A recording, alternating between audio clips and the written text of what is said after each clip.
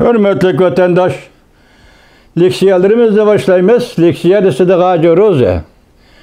Washington'da sözlerimiz bugün çizlağı 2021 yıl 2. ayının 24. günü. Bugünkü vaziyet doğrusu da sizge gep kılsak vatandaş, evvel dep turaylı govin güydegeni yalgancı dep turaylı. Yalgancının ağzıdan çıkıvatkan gepnin özünü elip gelip riyallık kılseliştiraylı. Riyallık zaten eme, şununla maslaşamdı, maslaşmamdı. Eğer riyallık maslaşıdığa iş bolsa, yalgancının sözlerinin bazı işinip koyuş doğru kildi vatandaş. Vaziyet doğrusu da govin güynümü deydi o qarab turan, ha? Govin goy. 2. ayının 25. günü. Cungo ötkezgen cinayetlerine bedel töleydi. Cungo Kompartiya hükümeti davalguşka başladı. Özünün ötkezgen cinayetlerine hem bedel töleşke başladı.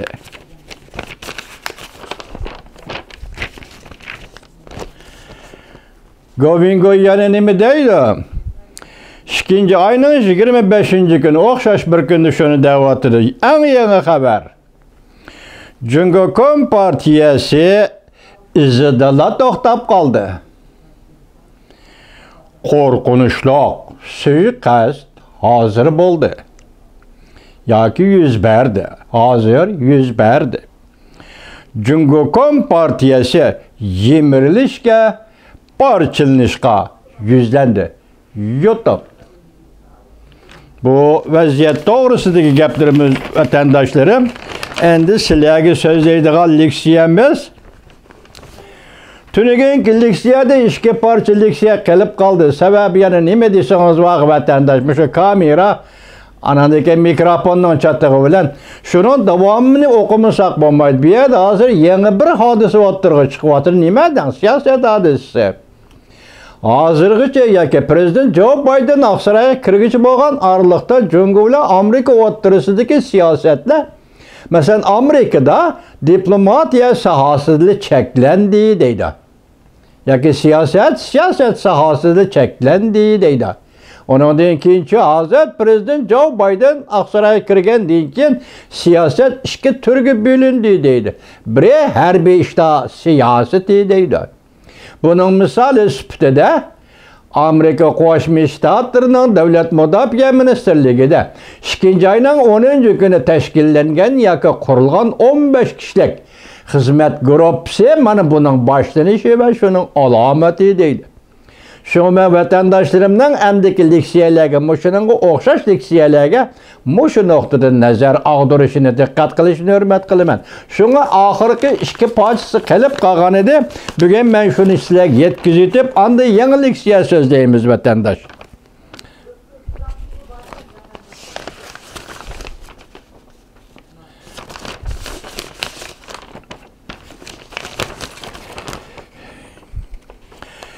Şunda Avrupa Devlet Mudofaa Ministerligi'nin Cungo'ga qaratgan harbiy ishlar siyosetini ve alaqadar harbiy ishlarni baholab, Cungo'ning xirislariga taqobil turdi. Bu xizmat gruppasiga Davlat Mudofaa Ministerining alohida yordamchisi Ilay Ratner rahbarlik qildi. 4 aydan keyin harbiy taraf yuqori qatlam rahbarlariga konkret siyosat takliflarini o'ttirg'a qo'ydi. Bu ish Amerika Qo'shma Shtatlari tarixida tunji qatim Cungo'ga qaratilgan harbiy strategik siyosatni tadqiq qiladigan maxsus guruhdir. Amerika Davlat Mudofaa Ministerligining xabarida mundaq ko'rsatildi. Bu Devlet Mudofaa Strategik Siyaseti maxsus xizmat gruppasi tuyuqsiz vazifani üstüge aldı. Tuyuqsiz vazifani üstüge aldı. Devlet Mudofaa Ministeri ve Muavin Ministeri mundaq hisobladi. Cungo Amerikaga tadrijiy ilgirlab kelayotgan tahdid. Cungo Amerikaga tadrijiy ilgirlab kelayotgan tahdid. Cungo del hazır mavjud bo'lib turgan xalqaro qoida nizomlar bo'yicha shakllangan endi Tinch okean rayoni tartiblari ramkasini og'dirishga o'rnatydi. Endi Tinch okean rayoni tartiblari ramkasini og'dirishga o'rnatydi. Hamda barliq vositalarni ishlatib, bu rayondagi davlatlarni tez pukhtirmoqchi bo'lyapti. Mikrofonim bir qarab olay vatandoshlar, to'g'ri ekan. Tez pukhtirmoqchi bo'lyapti. Davlat mudofaa ministrligida qurilgan bu maxsus guruhning vazifasi shuki, Amerikaning harbiy ishlar strategik siyosatini nazorat qilish, harbiy qismlarni ishlatish usulini nazorat qilish, texnikalik harbiy ishlar o'rlashtirishi, harbiy ishlarni boshqarish hamda harbiy istihborot jihatda eng buyuk nishon va Amerikaning ittifoqdoshlari, sheriklarini baholash hamda ularning Amerika jungo munosabatiga hamda Amerika davlat mudofaa ministrligining jungo bilan ikki o'rtasidagi munosabatlarga qanday ta'sir ko'rsatdi baholash vazifalarini atqaradi. Davlat mudofaa ministrligida qurilgan maxsus guruhga hukumat organlari bilan ham muqarrar munosabat saqlaydi. 2 ayning 11-kuni Amerika Yaponiya davlat mudofaa ministrligi yana bir qatim axborot e'lon qilib mundaq ko'rsatdi.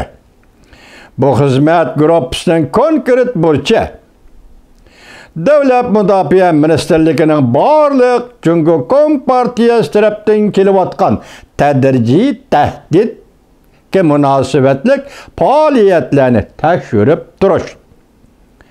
Taqobil turishga munosabatli harbiy faoliyatlarni avval qo'llanish shaklida imkoniyatning boricha texama moslashtirish. Yetarlik manba kuchini tekshirib turish.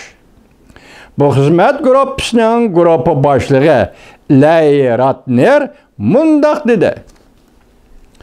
Xizmat guruhi dastlabki bosqichda baholash olib boradi.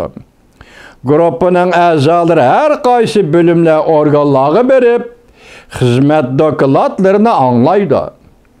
Armiyaning har qaysi bo'lim organlarining hozir belgilagan muhim tadbirlari va harbiy ishlar vazifalarining amaliyotini tushunish, undan keyin xizmat guruhi bu masalalarni yana bir shaklda tarqoqlashtirib, eng yuqori darajada avval ish boshlash darajasiga ko'tarib, bir vaqt ichida baholaydi.